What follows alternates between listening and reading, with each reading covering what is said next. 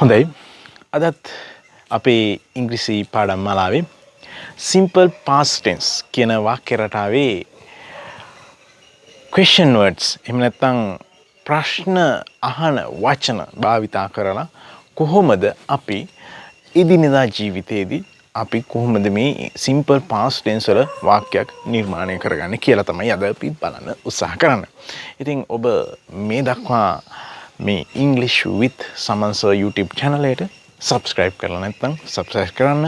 එතකොට ඔබට අලුත් වීඩියෝ බලා ගන්න පුළුවන් වෙනවා. ඉතින් මේ ඉංග්‍රීසි කියන්නේ අපි හැමෝටම ඕන දෙයක්. මුළු ජාත්‍යන්තර භාෂාව ඒ වගේම අපිට එදිනදා ජීවිතේදී වුණත් මේවා අපිට නිතර දෙවේලේ අහන්නට දකින්නට ලැබෙන ව්‍යාකරණ රටා තමයි මේ. ඉතින් මේ සරලම විදිහට මම ඔයාලට කියලා දෙන්නේ කෙසේ හෝ ඔබගේ මේ ඉංග්‍රීසි දැනුම වඩා වර්ධනය කරගෙන මේ ඉදිරියට තියෙන අභියෝග වලට මුහුණ දෙන්න පුළුවන් විදිහට මේ භාෂා දැනුමින් ඔබ සන්නද්ධ කරන්නට. ඉතින් ඒ යන ගමනට එහෙමනම් මේ පාඩම් මාලාව අනිවාර්යයෙන්ම ඔබට සාහනයක් වේවි කියලා මම විශ්වාස කරනවා. ඉතින් පාසල් පද්ධතිය විතරක් නෙවෙයි අපිට පාසල් හැර ගියාට පස්සේ මේ ඉංග්‍රීසි භාෂාවේ අවශ්‍යතාවය දිනෙන් දින වර්ධනය වෙනවා. එහෙනම් ඔබට පුළුවන් කියලා මම විශ්වාස කරනවා. ඉතින් ඒ පුළුවන් කියන විශ්වාසයත් එක්කම ඔබට අනිවාර්යයෙන්ම ඒ ධනාත්මක සිතුවිල්ල ඇතුව මේ භාෂාව ඉගෙන ගන්නට පටන් ගත්තොත් අනිවාර්යයෙන්ම ඔබට නොබෝ දිනකින් මේ ඉංග්‍රීසි භාෂාව පිළිබඳ හසල දැනීමක් ලබා ගන්න පුළුවන්. එහෙමනම් අපි බලමු මේ simple past tense කියන වාක්‍ය රටාවේදී කොහොමද question words එහෙම නැත්නම් බොහෝ වෙලාවට WH questions කියලා ඔබ අහලා ඇති.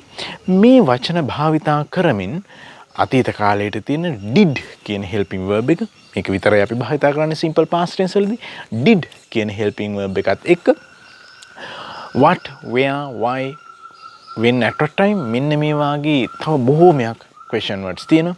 මේ බොහෝමයක් question words සමග did භාවිතා කරාම අතීත කාලේදී තේරුමක් තමයි අපිට ගන්න පුළුවන් වෙන්නේ. එහෙනම් අපි මේ විදිහේ වාක්‍ය වලට කියන අපි information questions කියලා. information කියන්නේ තොරතුරු. ඉතින් අපිට ඔයා මොනවද කෑවේ? තොරතුරක් නේ. ඒතකොට අපි තොරතුරක් තමයි අපි දෙන්නේ. ඔයාලා කොහෙද ඊයේ ගියේ? එහෙනම් අපි එතන තොරතුරක් අහන්නේ. එහෙනම් මෙන්න මේ වගේ වාක්‍ය රටාවන් ඉතාම පහසුවෙන් ඔබට තේරුම් ගන්න පුළුවන් හැටියටයි මේ පාඩම් මාලාව හදලා තියෙන්නේ. එහෙනම් අපි බලමු මේ question words කියන්නේ මොනවද කියලා. question words කියන්නේ නම් මේ ප්‍රශ්න අහන්න අපි භාවිතා කරන වචන. මොනවද? what, where, why, how, when, at a time. මෙන්න මේ වචන ටික. එහෙනම් what කියන එකේ තේරුම ඔබ දැනටමත් දන්නවා. කුමක්ද? මොකක්ද? මොනවද? මොකුන්ද? ඒ වගේම where කියන්නේ කොහෙද? how කොහොමද? why ඇයි? when කවදාද? at a time කීයටද? එමුන මෙන්න මේ වචන ටිකම පමණ මේ වචන ටික පමණක් ඔබට ගත්තේ අර බොහෝ වචන ප්‍රමාණයක් පසු ඔබට මේ ක්‍රමය දැනගත්තට පස්සේ මේ වචන භාවිතා කරලා අලුතෙන් නිර්මාණය කරගන්න පුළුවන් මේ වාක්‍ය රටාවට. එhmenan මේ ඔක්කොටම කියනවා අපි question words කියලා. මේ question word එකක් දාලා ඊළඟට did කියන helping verb එක තමයි දාන්නේ. ඒ වගේම subject එකක් දාලා ඔබ දන්නා subject කියන්නේ මොනවද කියලා? I, we, you, they, she, he, it සහ ඊට අදාළ සියලු ඒවාට අපි subject කියලා කියනවා. එhmenan verb එක හොඳට මතක තියාගන්න ඕන did කියන helping verb එකත් එක්ක දානකොට simple present tense විදිහට භාවිතා කරන අර වර්තමාන කාල බහුවචන go, come, read, play, eat, run මෙන්න මේ වගේ ක්‍රියාපද පමණමයි දාන්න පුළුවන්. past tense උනාට මේ did කියන helping verb එක සමග අතීත කාල භාවිතා කරන්නට බෑ. හොඳට මතක තියාගන්න කොහොමද did කියන helping verb එක උපකාරක ක්‍රියාපදේ එනවනම් අපිට අතීත කාල ක්‍රියාපදේ දාන්න බෑ. එහෙනම් අපි අනිවාර්යයෙන්ම දාන්න ඕනේ did සමග වර්තමාන කාල ක්‍රියාපදේ. එහෙනම් object එක ඔබ දන්නවා. ඉතින් මේ rest කියන එකක් මා භාවිතා කරලා තියෙනවා. මේ r කියන්නේ rest. rest කියලා කියන්නේ අපි මේ subject verb object වෙන් කරාට පස්සේ ඉතිරි වෙනවනේ තව වචන බොහොමයක්. අන්න ඒ ඔක්කොටම rest කියලා දැම්මම එහෙම නැත්නම් ඉදිරි පාඩම් වලදී අපිට යම් ගැටලුකාරී තත්ත්වයන් එන්නට පුළුවන් පාඩම් පැහැදිලි කිරීමේදී. දැන් හොඳට මතක තියාගන්න ඕන rest කියන එකක් ග්‍රැමර් පොත්වල උගන්වන්නේ නැහැ. ඉගෙනීමේ පහසුව සහ තේරුම් ගැනීමේ පහසුව සඳහා පමණයි මේ ක්‍රමය මා භාවිතා කරන්නේ. ඉතින් මෙතන ඔබට උදාහරණ වාක්‍ය කීපයක් මා භාවිතා කරලා තිනවා. What did you eat? What did you eat?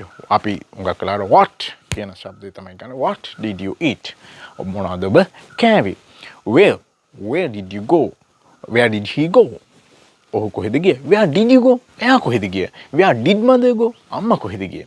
Where did children go? ළමයි කොහෙද ගියේ? Where did children play cricket? ළමයි කොහෙද ක්‍රිකට් සෙල්ලම් කරේ? How did they swim? ඔවුන් කොහොමද පීනුවේ? How did you swim in the river? ඔයා කොහොමද ගඟේ පීනුවේ? අපිට එයාගේ ඕන තරම් වාක්‍ය හදන්න පුළුවන්. Why did Ruan run? ඇයි රුවන් දිව්වේ? Why did father go to Colombo? ඇයි තාත්තා කොළඹ ගියේ? Why did sister call you? ඇයි සහෝදරයාට කෝල් කරේ කතා කරේ? Why did they help us? ඇයි ඔවුන් අපට උදව් කරේ? අපිට එහෙම අහන්න වෙනවා. ඒ වගේම when did father come? කවද්ද තාත්තා ආවේ? When did father come? When did you go to class? ඔයා කවද්ද පන්ති ගියේ? When did you meet Mr. Ruan? ඔයාට රුවන් මහත්තයා කවද්ද හම්බුනේ? ඒ වගේම at what time? At what time කියන්නේ කීයටද කියන තේරුම. එහෙනම් at what time did he get up? ඔහු අවදි වුණේ කීයටද? අපිට අහන්න පුළුවන්. ඔබ අවදි වුණේ කීයටද? At what time did you get up? ඔයා අවදි වුණේ කීයටද? At what time did mother go to candy? අම්මා නුවර ගියේ කීයටද? At what time did children come to school? ළමයි කීයටද ස්කෝලට ආවේ? ඉතින් what did the teacher give? Teacher මොනවද දුන්නේ? ගුරුවරයා මොනවද දුන්නේ? What did father buy? තාත්තා මොනවද මිලදී ගත්තේ? How did mother prepare for lunch? කොහොමද අම්මා දවල් ආහාර වෙනුවෙන් යමක් පිළියෙල කරේ? අපිට අහන්න පුළුවන් මේක තව ඉස්සර how did mother prepare අපි වයින් කරමු. How did mother prepare lunch? අම්මා කොහොමද දවල් ආහාරය පිළියෙල කරේ? How did Ruan buy a car? කොහොමද රුවන් කාර් එකක් මිලදී ගත්තේ? අපි කියනවා මෙහෙම. Ruan had a foot cycle. How did Ruan buy a car? කොහොමද රුවන් කාර් එකක් මිලදී ගත්තේ? අපිට අහන්න වෙනවනේ. I went to Candy yesterday. මම ඊයේ නුවර ගියා. I met my friend. මට මගේ යාළුවා හම්බුනා. ඉතින් ඒක අහනවා. අපි අහනවා ඒ වෙලාවේ. අපේ යාළුවෙක් ඇවිල්ලා අහනවා. Why did you go to Candy? ඇයි ඔයාට අවමට ගියේ? එතකොට අපි උත්තර දෙනවා I wanted to meet my friend. අපිට එහෙම උත්තර දෙන්න පුළුවන්. එමුනම් මෙන්න මේ ආකාරයට simple past tense වල මේ questions word දාලා ගොඩාක් වාක්‍යරට හදන්න පුළුවන්. ඉතින් මේවා අපිට එදිනෙදා ජීවිතේදී ඕන වෙනවා. එහෙනම් කොහොමද question words did subject verb object rest pattern එක භාවිතා කරොත් හැම වාක්‍යයකම සමහර වෙලාවට ඔබට object දකින්නට වෙන්නේ නැහැ. නමුත් මේ පොදු ආකෘතියේදී අපි ඉවත් කරන දේවල් ඉවත් කරලා ඇතුල් කරන්න ඕනේ ඒවා ඇතුළත් කරලා අපිට ලස්සන වාක්‍ය රටා නිර්මාණය කරගන්නට පුළුවන්. එhmenan එදිනෙදා ජීවිතයේදී අපිට ඕනම වෙන වාක්‍ය රටාවක් තමයි simple past tense. ඉතින් මම මීට කලින් කොටස්වල simple past tense එකේ මුලම කොටසේ positive වාක්‍ය හදන ක්‍රමයේදී මම ඔබට කියලා දුන්නා මොනවාද irregular verbs කියන්නේ regular verbs කියන්නේ මොනවද කියලා දුන්නා. එහෙනම් irregular verbs කියන්නේ අනිවාර්යෙන් අපි මතක තබා ගත යුතු වචන ලැයිස්තුවක් තියෙනවා. ඒ වගේම regular verbs කියන්නේ d ed ied කියන අකුරු එකතු කරලා අතීත කාලයට හරවන ක්‍රියාපද. ඉතින් irregular verb list එකේ වචන හැරුණම අනික සියලුම ක්‍රියාපද අපිට d ed id දාලා තමයි past tense කරන්න වෙන්නේ. එම්නම් irregular verb list එකේ නැති එක අකුරකින් අවසන් වන ක්‍රියාපද වලට අපි d දානවා. irregular list එකේ නැති y අකුරට කලින් vowel එකක් තියෙන ක්‍රියාපද වලට අපි ed දාලා past tense කරනවා. irregular list එකේ නැති ඔය fly වගේ වචන අපි fly කියන වචනේ දකින්නේ irregular verb list එකේ. හැබැයි cry, copy, study, fry, try වගේ ක්‍රියාපදවල අවසානයේට y තිබිලා ඊට කලින් තියෙන්නේ consonant අකුරක්. ඉතින් ඒ වගේ වෙලාවට අපි අර අවසාන y අකුර ඉවත් කරලා ඒ වෙනුවට IED එකතු කරනවා. ඒ වගේම අනික් තියෙන සියලුම ක්‍රියාපද වලට අපි ED කියන අකුරු දෙක එකතු කරලා අතීත කාලයට හරවනවා. ඉතින් ඒ විදිහට තමයි අපි regular, irregular කියන verbs අපි කොහොමද අතීත කාලයට දාන්නේ කියලා ඉගෙන ගත්තේ. ඒ වගේම negative ක්‍රමයේදී මම ඔබට කියලා දුන්නා මේ did කියන helping verb එක අනිවාර්යෙන් ගන්නට ඕනේ. subject එක ගාවට did කියන helping verb එක ගන්නවා. හැබැයි did කියන helping verb එකත් එක්ක not භාවිතා කරනවා. නැත්නම් යන අර්ථය ගන්න අතීත කාලෙදී. එතකොට did එන ඕනෑම තැනක අපි දාන්නේ වර්තමාන කාල ක්‍රියාපදයි. එතකොට ප්‍රශ්නයක් හදනකොට අපි did කියන helping verb එක මුලට ගත්තා. did subject verb object rest හැටියට. ඊළඟට නැද්ද කියලා අහන්නත් පුළුවන්කම තිබුණා අතීත කාලෙදී. ඔයා බත් කෑවේ නැද්ද කියලා වගේ අහනකොට didn't කියන helping verb එක අපි මුලට ගත්තා. වඩා පහසුවට කතා කරන භාෂාවේදී අපි කෙටි ක්‍රම භාවිත කරනවා වැඩි. එහෙනම් didn't subject verb object rest අවසාන ක්‍රමයේදී තොරතුරු දැනගන්න ප්‍රශ්නයක් අපි හදාගත්තේ question word did subject verb object rest.